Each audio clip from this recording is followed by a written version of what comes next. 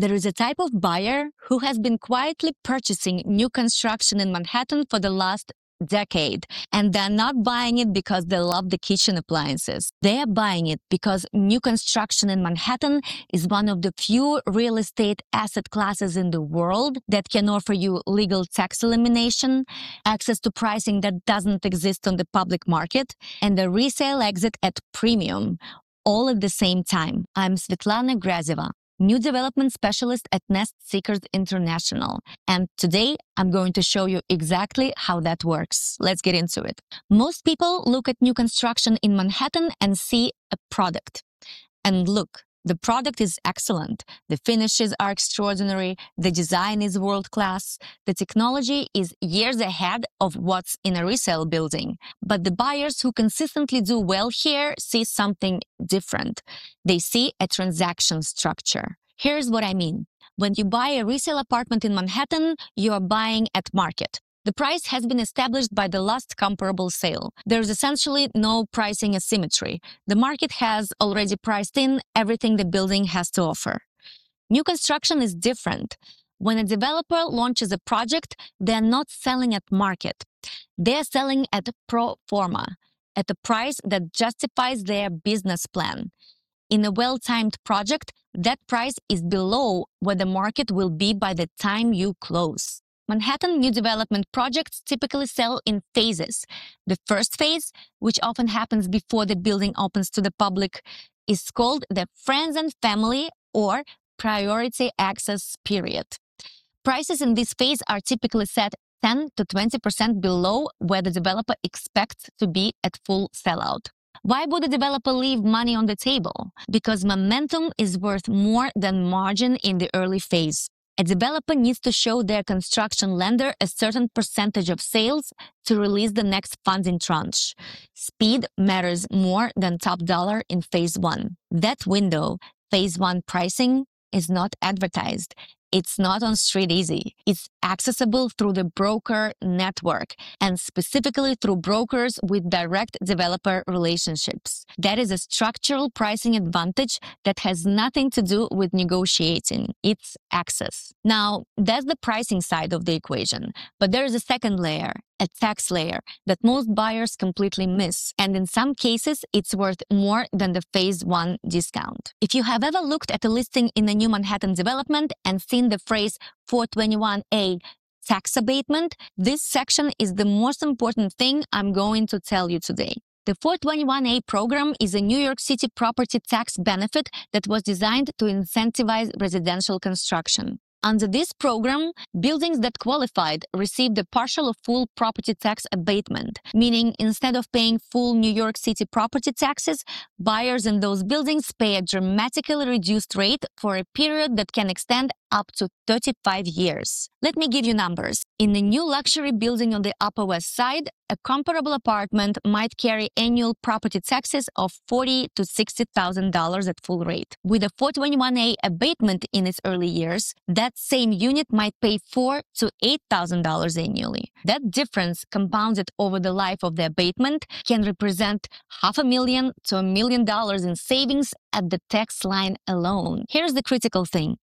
421A expired in 2022. Buildings that were already under construction before expiration were grandfathered in, and those abatements will run for their full term. So if you're looking at a building completed in 2022 or 2023 with a 35-year abatement, you have roughly 35 years of reduced taxes from the completion date. That window is closing. There are a finite number of 421A buildings left to buy. The second tax structure worth understanding is the mansion tax. In New York, any residential transaction above $1 million triggers a buyer-paid transfer tax called the mansion tax. At $1 million, it's 1%. At $2 million, it's 1.25%. It scales up to 3.9% on transactions over $25 million. On a $5 million new development purchase, that's $112,500 in transfer tax at closing. a line item that many buyers don't fully model until they see the closing cost breakdown. Why does this matter specifically for new construction? Because in a new development, the transfer taxes are typically paid by the buyer, whereas in a resale transaction, the seller's attorney often negotiates a shared or seller-paid structure. In new development, you should be modeling this from day one, and your attorney and broker should be helping you do that. So we've covered the pricing advantage and the tax layer, but neither of those matters if the building you're buying into doesn't hold its value. That brings me to something I track obsessively: which buildings actually appreciate and why.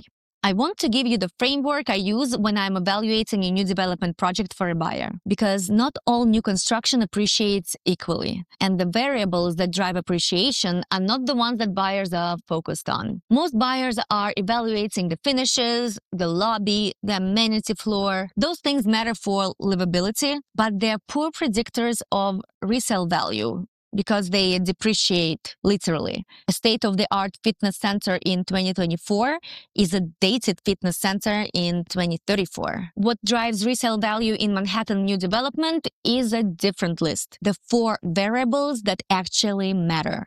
Architect-driven demand. Buildings designed by architects with a global collective following consistently transact at premiums to comparable square footage. 53 West 53rd, designed by Jean Nouvel and integrated with the Museum of Modern Art, has held a price premium per square foot above nearly every comparable Midtown building. 220 Central Park South by Robert A. Stern set a record at $238 million for a single residential transaction. The architecture is not decoration, it's a market signal. Floor-to-ceiling ratio and view permanence. One of the most overlooked metrics in Manhattan is what I call view permanence. Whether the view your unit has today is protected by air rights, landmark status, or low-rise adjacency.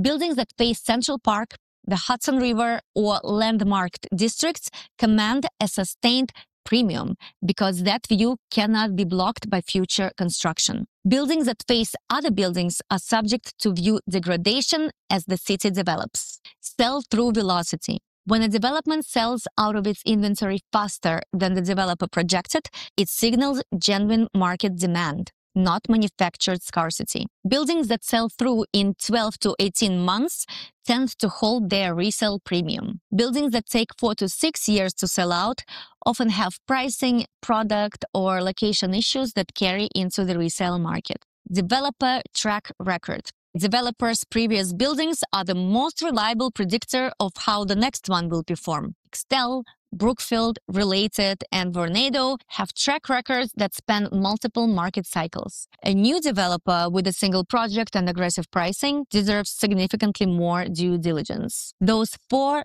factors: architect, view permanence, sell-through velocity, and developer track record are the lens I apply to every project before I recommend it to a client. Now, once you've identified a building you want to be in, how do you actually navigate the purchase process? Because new construction doesn't work like a resale transaction. And if you go in expecting a standard deal, you'll be caught off guard. When you buy a resale apartment in Manhattan, the process is relatively standard: offer, contract, mortgage commitment, closing. The timeline is typically 60 to 90 days from accepted offer. New development works differently in almost every aspect. First, the contract. In new development, the developer uses their own purchase agreement, which is not the standard REBNY form. This document is prepared to protect the developer, not you. It will include provisions around construction delays, changes to materials or layouts, and termination rights that you will not find in a standard resale contract. This document can be 50 to 100 pages long. You need an attorney who specializes in new development transactions, not a generalist real estate attorney, and certainly not the developer's in-house counsel. Second, the deposit structure.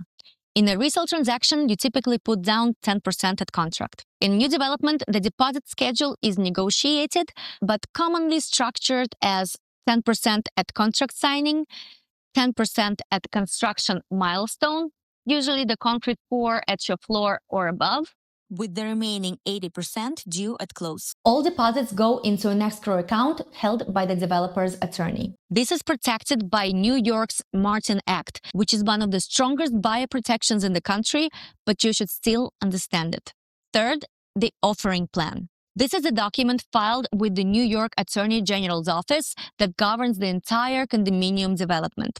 It contains the floor plans, the financial projections, the description of materials and finishes, the common charge estimates, and the legal structure of the building. Critically, it tells you what the developer is legally obligated to deliver and what they're not.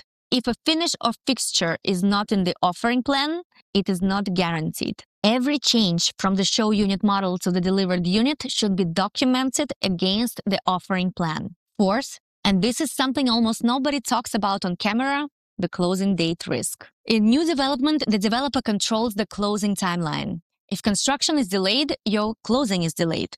This is not a breach of contract. There are typically force majeure provisions that extend the developer's obligation to deliver by 12 to 18 months. If you're buying a new development unit with a bridge loan, a 1031 exchange, or a rate lock, that closing uncertainty becomes a material financial risk that you need to plan for specifically. Everything I've described so far, the pricing, the tax structures, the resale framework, the contract mechanics, these are the inputs. But there is one more piece. How do you use all of this to position for what's coming? Because the Manhattan new development pipeline for the next 5 years is unlike anything we've seen in a decade. The market freeze that started in 2022, driven by interest rate increases, the expiration of 421A, and the pullback in construction lending, created a supply gap. Fewer buildings broke ground between 2022 and 2024 than in any comparable 2-year window since 2009. Supply gaps in Manhattan don't last long, but they do create windows. The buildings that are launching now and the projects that will launch in the next 18 to 24 months are entering a market with meaningfully compressed inventory at the new development level. That is a structurally favorable position for buyers who are early. The neighborhoods where I'm watching closely: the far west side above Hudson Yards, specifically the area between 59th and 72nd Street along the Hudson River. There, rezoning and infrastructure investment have set the stage for residential development at a scale we haven't seen before. And the financial district, where a post-pandemic repurposing of commercial towers into residential product is creating a new generation of large format condominiums that weren't available to the market 3 years ago. The common thread in both areas is the same as what I described in the beginning: phase 1 pricing, architect-driven product, and developers who need momentum. The playbook doesn't change, but the geography does. If you've stayed with me through this entire video, you're not a casual browser. You're someone who is either actively evaluating Manhattan new development, or you're building the knowledge base to make a serious move. Either way, I want to help you take the next step. There is a link in the description to book a private call with me. If you found value in this video, subscribe. This channel is going to give you the most detailed information on new development, and you want to be here if you consider entering into a new development anytime soon. I'm Svetlana Grazeva. I'll see you in the next one. Oh, and also, can you like this video? It's just a few seconds of your time, but it's going to help me dramatically. Really appreciate it.